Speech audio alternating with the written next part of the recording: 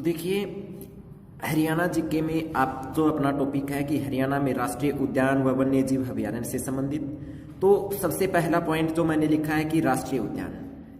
हरियाणा में राष्ट्रीय उद्यान दो हैं, ध्यान रखना है ये बात। हरियाणा में राष्ट्रीय उद्यान दो हैं, एक सुल्तानपुर राष्ट्रीय उद्यान है और एक कालेसर राष्ट्रीय उद्यान है।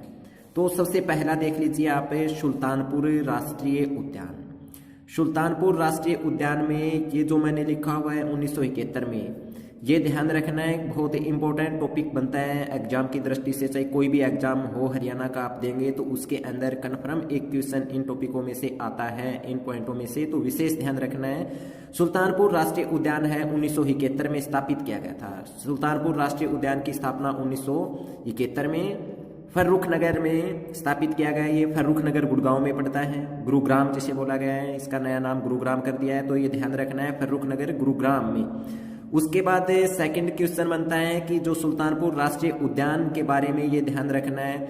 एक ये ध्यान रखिए कि सुल्तानपुर राष्ट्रीय उद्यान को एक प्रसिद्ध पक्षी वैज्ञानिक डॉक्टर सलीम अली के प्रयासों से स्थापित किया गया था 1971 में। डॉक्टर सलीम अली के प्रयासों से, ध्यान रखना है, इंपॉर्टेंट पॉइंट बनाता है। दूसरा ये पॉइंट जो मैंने अभी बताया कि जलीय आरक्षित घोषित किया गया था 1972 में। 1972 में जलीय आरक्षित घोषित किया गया था। सुल्तानपुर राष्ट्रीय उद्यान को जलीय आरक्षित घोषित किया गया 1972 में। उसके बाद जो ये लिखा है आपने कि सुल्तानपुर राष्ट्रीय पार्क को राष्ट्रीय पार्क का दर्जा, इस पार्क को जो है राष्ट्रीय पार्क का दर्जा दिया गया था 1989 में। ये क्वेश्चन ठीक है। स्थापना तो देखिए 1971 में की थी, ये उस समय राष्ट्रीय पार्क नहीं था, सुल्तानपुर उद्यान था ये कोई। उसके बाद उसको राष्ट्रीय पार्क का दर्जा दिया गया। राष्ट्रीय पार्क का दर्जा 1989 में दिया गया था। उसके बाद देखिए एक पॉइंट, बहुत इंपॉर्टेंट पॉइंट बनता है ये कि सुल्तानपुर राष्ट्रीय उद्यान में आप सभी को अच्छे से पता है कि प्रवासी पक्षी यहाँ पर आते हैं। सबसे अधिक प्रश्न ये पूछ सकता है कि सबसे अधिक प्रवासी पक्षी हरियाणा के किस स्थान पर? सुल्तानपुर राष्ट्रीय उद्यान में आ जाएंगे। कौन से पक्षी आते हैं? साइबेरियन सारस प्रमुख पक्षी आते हैं इनमें, ये ध्यान रखना है। उसके बाद इतने पॉइंट से इनमें ध्यान रखना है राष्ट्रीय उद्यान सुल्तानपुर के बारे में। उसके बाद सेकंड आ जाता है अपना कालेसर राष्ट्रीय उद्यान। कालेसर राष्ट्रीय पार्क जो है या उद्यान जो है, ये ध्यान रखना है, यमुनानगर में, ये इंपॉर्टेंट पॉइंट बनाता है बहुत ही।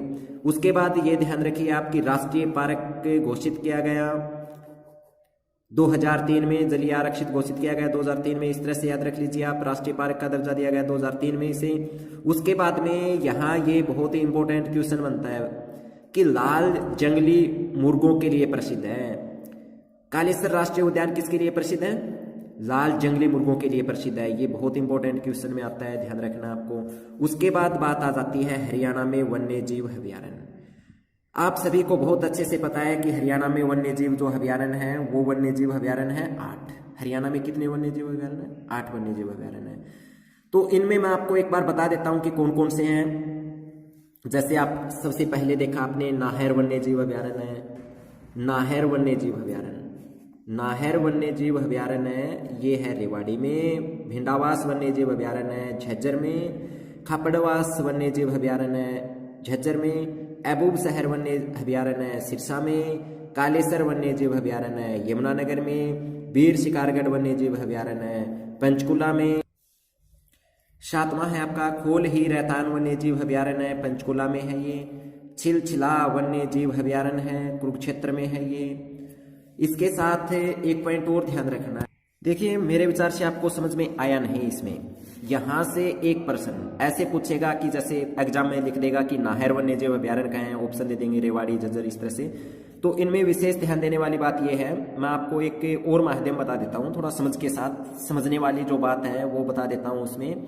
ये कोई दिक्कत नहीं है। सुल्तानपुर राष्ट्रीय उद्यान के बारे में अगर पूछता है, ये 3 आंकड़े याद रखिए आप, साइबेरियन सारस याद रखना है। यहाँ एक ये ध्यान रखना है, कालेसर यमुनानगर में है और लाल जंगली जो मुर्गा है के लिए प्रसिद्ध है। अब मैं इसका वन्य जीव अभयारण्य में मैं आपको एक बार दोबारा से थोड़ा समझा देता हूँ कि कैसे याद रखिए आप। कुछ ना कुछ तो लॉजिक लगाइए इनको याद रखने का भाई, क्योंकि ये एग्जाम में एक फिक्स प्रश्न है।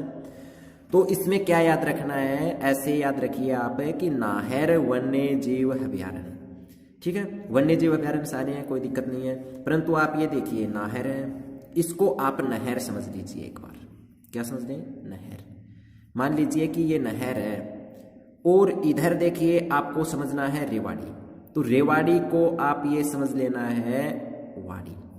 वाड़ी, रेवाड़ी, बाड़ी, और वाड़ी से बना देना है भाई बाड़ी, क्योंकि ये नहीं बोलते क्या खेती बाड़ी, ऐसे बोलते हैं ना कि खेती बाड़ी।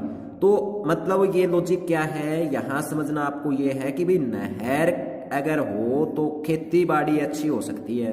ध्यान समझ में आया ना कि भाई अगर नहर अच्छी हो तो खेती बाड़ी अच्छी हो सकती है। तो मतलब कि फिर बना दिया आपने नाहर, आपको वहां नहर तो मिलेगा ही नहीं, नाहर देगा अगर एग्जाम में देगा तो नाहर हो गया। तो इसका मतलब क्या हुआ कि नाहर वन्य जीव अभ्यारण्य कहाँ हो गया? वाड़ी को कर दीजिए आप रेवाड़ी। समझ में आया होगा मेरे विचार से। ऐसे ही देखिए आपको ये ध्यान रखना है, सेकंड आ जाता है, ये हो ही गया, नाहर वन्य जीव अभ्यारण्य का आ जाएगा, रेवाड़ी में आ जाएगा, क्योंकि नहर किस में है? नहर से क्या होगा? बाड़ी अच्छी होगी, खेती बाड़ी अच्छी होती है, तो खेती बाड़ी से मतलब ये कर देना है, बाड़ी को वाड़ी बना देना है, फिर रे लगा देना है, रेवाड़ी बन जाएगा। अब बात आ जाती है भिंडावास वन्य जीव अभ्यारण्य। भिंडावास वन्य जीव अभ्यारण्य जो है ये है, ध्यान रखना आपको, झज्जर में है।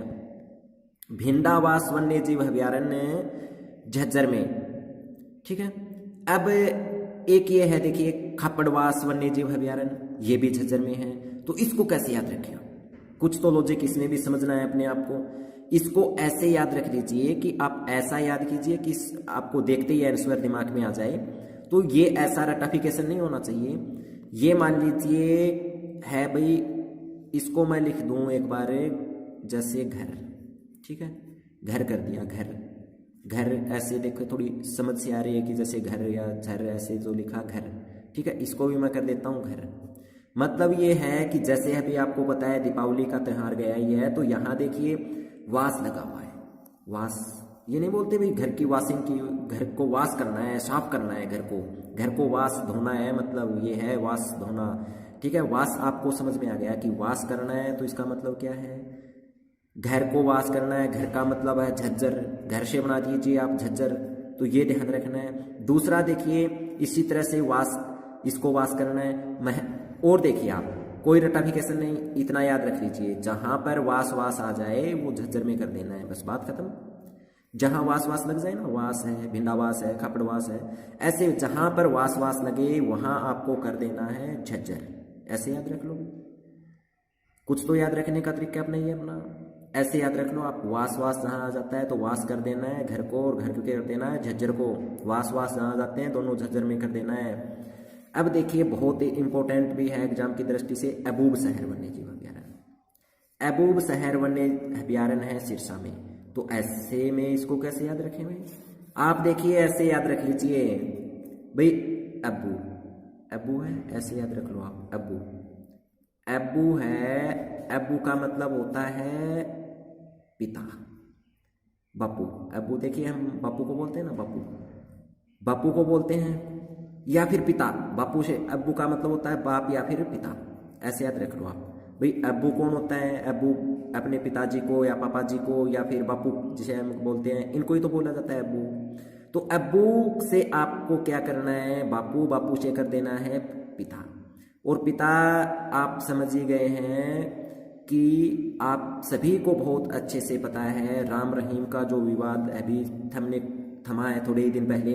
तो राम रहीम जो थे वो ऐसे नहीं बोल रहे थे भी मीडिया में कि जो है हमारे पिताजी, ऐसे बोल रहे थे ना कि हमारे पिताजी। तो बापू से अबूब शहर पिताजी, पिताजी किन के पिताजी? आप सभी को पता है कि राम रहीम का डेरा कहाँ पर है? राम रहीम का डेरा सिरसा में ही तो था। तो ऐसे याद रखिए आप समझ के साथ कि अबूब, अबूब आते ही आपके दिमाग में आना चाहिए भाई अब्बू, अब्बू आते ही आपको ये समझ में आना चाहिए भाई पिताजी, और पिताजी समझ में आना चाहिए कि पिताजी जो वहाँ डेरे में जो लोग थे वो ये बोल रहे थे कि हमारे पिताजी को ऐसे जेल नहीं जाने देंगे, ये वो ऐसे वैसे। तो मतलब वो पिताजी बोलते थे। पिताजी किसको बोलते थे? राम रहीम को। अब आप सभी को पता है कि राम रहीम का डेरा कहाँ है? सिरसा में है। तो अबूब शहर कहाँ हुआ? सिरसा में हुआ। कोई डाउट? समझ में आ गया होगा मेरे विचार से। उसके बाद देखिए ये यहां तक तो मेरे विचार से याद रखने वाली बात आई ही नहीं, कोई में भी ऐसा रटाफिकेशन वाली बात नहीं होनी चाहिए। ये हो गया आपका अबूब शहर आ जाएगा इस तरह से सिरसा में। फिर आता है कालेसर। कालेसर वन्य जीव अभ्यारण्य यमुनानगर में है। कालेसर वन्य जीव अभयारण्य आप सभी को पता है यमुनानगर में है। याद कैसे रखें भाई, कालेसर आ गया, कालेसर वन्य जीव अभयारण्य यमुनानगर में है, तो याद कैसे रखें आप देखिए, एक मैं आपको नियम बताता हूँ थोड़ा सा। याद रखने का नियम यही है, इसमें कालेसर है, जैसे कालेसर वन्य जीव अभयारण्य, आपको पता है कि यमुना नदी, यमुना जो नदी है, यमुना नदी यमुनानगर में प्रवेश करती है ताजे वाले स्थान से, और इसीलिए यमुनानगर नाम रखा गया, यमुना जिले का यमुनानगर नाम रखा गया, यमुना नदी के नाम यमुनानगर जिले का नाम रखा गया। ये ध्यान रखना है, एग्जाम में आता रहता है, ताजे वाले स्थान से यमुना नदी प्रवेश करती है हरियाणा में, ठीक है। अब कोई बात नहीं है, अब याद रखना क्या है, कालेसर वन्य जीव अभयारण्य, तो कालेसर वन्य जीव अभयारण्य को आप कैसे याद रखें, ऐसे समझ लीजिए कैसे ये देखिए क्या बना, काले, क्या बन गया, काले बन गया, ये काले, ठीक है। और इधर बन गया देखिए यमुना, यमुना, ठीक है, यमुना। कहने का मतलब आप ऐसे समझ लीजिए, आपको पता है कि यमुना पानी, यमुना जो नदी है उसका पानी बहुत गंदा है, काला काला सा है पानी, काला काला पानी है, ये ध्यान रखना है, सबसे गंदा पानी है यमुना नदी का। तो ये ध्यान रखना है कि अगर यमुना नदी में नहाओगे, ऐसे याद रख लीजिए आप, अगर यमुना नदी में नहाओगे तो काले पड़ जाओगे, यमुना नदी में नहाओगे तो क्या हो जाओगे, काले पड़ जाओगे। भाई काले हो गए ना, ऐसे बोलते हैं कि गंदे पानी में नहाने से काला हो जाता है, तो ऐसे याद रख लीजिए, काले पानी, काले है यहाँ पर, यमुना नदी है यहाँ पर, मतलब कि यमुना नदी में नहाओगे तो काले पड़ जाओगे। इसका मतलब हुआ कि कालेसर वन्य जीव अभयारण्य है, ये कहाँ पर हुआ, यमुनानगर जिले में हुआ। तो याद रह गया ये कालेसर वन्य जीव अभयारण्य यमुनानगर। फिर आ जाता है आपका वीर शिकारगढ़ है भाई, ये वीर शिकारगढ़ वन्य जीव अभयारण्य, वीर शिकारगढ़ वन्य जीव अभयारण्य है, पंचकुला में है, वीर शिकारगढ़ वन्य जीव अभयारण्य पंचकुला। मतलब ऐसे याद रख लीजिए कि भाई शिकार करना है किसी चीज का, शिकार करना है किसी चीज का, तो ये समझ लीजिए पंचकुला जाना है, शिकार करनी है तो पंचकुला जाइए आप। शिकार कहाँ पर होगी, पंचकुला में होगी, ठीक है, ऐसे याद रख लो आप, भाई शिकार पंचकुला में होनी है, ठीक है। उसके बाद अगला जो अपना नंबर है 7वां जो वन्य जीव अभयारण्य है, खोल ही रहतान, खोल ही रहतान वन्य जीव अभयारण्य है, पंचकुला में है। एक ये पंचकुला से दो याद रख लीजिए, खोल ही रहतान वन्य जीव अभयारण्य और वीर शिकारगढ़, मतलब कि शिकार करना है, और रहतान से कर दीजिए शैतान, पीछे वाला क्या था, वीर शिकारगढ़, वीर शिकारगढ़ है। तो ये समझ लीजिए आप कि वीर व्यक्ति है वो शैतान कर दीजिए, इसको शैतान